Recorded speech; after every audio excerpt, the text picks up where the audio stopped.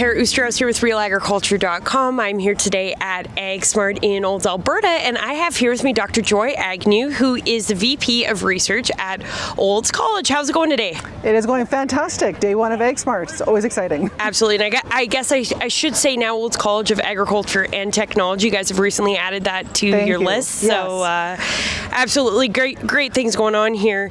Now, you just spoke about greenhouse gas emissions, and some of the misconceptions when it comes to greenhouse gas emissions. Do you want to kind of elaborate on that? Sure, yeah, and specifically I was talking about greenhouse gas emissions in agriculture and overall, I guess, carbon footprint of ag, because there is two sides to that equation. There's the emissions side, which everyone seems to be talking about and worried about. There's also the carbon uptake or sequestration that is happening annually and seasonally within ag. And that number also needs to be well understood and well calculated and measured to do a proper net balance or a net footprint calculation.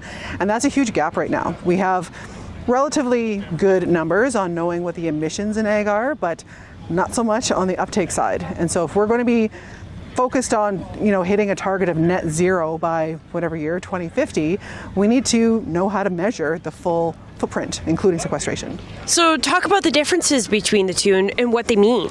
So emissions is basically the contribution of greenhouse gases, so carbon dioxide, methane, and nitrous oxide are the three main ones. The contributions of that to the overall atmosphere. But uptake or sequestration is the removal of carbon dioxide in various forms, mainly carbon, into various ways. And the main one in ag is in soil. So soil is pulling in carbon dioxide and various forms of carbon and locking it in basically into organic matter and the other parts of the soil structure. I'm not a soil scientist, but there's a massive potential for carbon uptake into the soil, and we just don't have a good handle on how to measure that or monitor that over time. So by not having a good handle on that, talk about how that impacts measuring our carbon footprint. Well, it basically makes it impossible or really inaccurate, I guess, because there are two very critical pieces to that calculation: emissions minus uptake or sequestration. And if our goal, again, is net zero, that net implies that we need both sides to that. So if we don't know how to monitor if we've been successful or not in meeting a net zero target, then how can we incentivize? How can we talk to both the ag and the non-ag community about the footprint of ag if we can't measure it?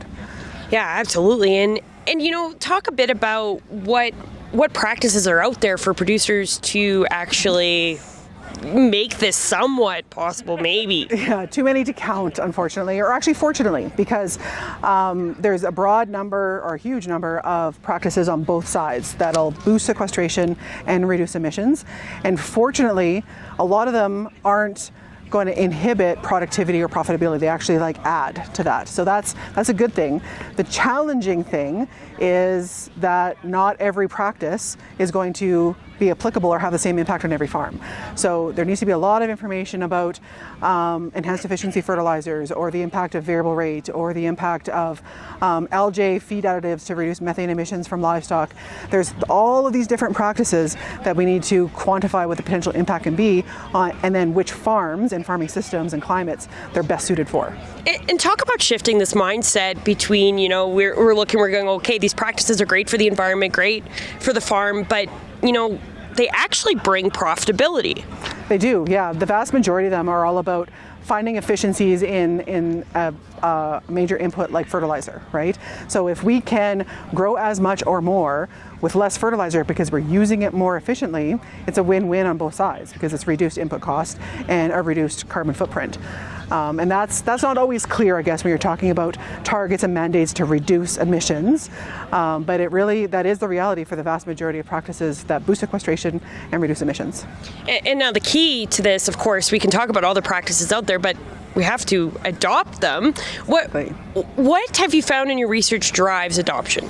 Oh, there's many different factors that drive adoption or actually hinder adoption is probably the easier way to say that because of the various surveys and the way the data has been collected. But it's primarily price point or return on investment. There has to be a positive impact on the bottom line to the farm, and there has to be some assurance that it's going to work for them on their farm. Because like I said, Canadian ag is so diverse. A practice that works really well in the East may not work in the West and vice versa. So there has to be good information on return on investment and good information on the applicability in that specific growing zone.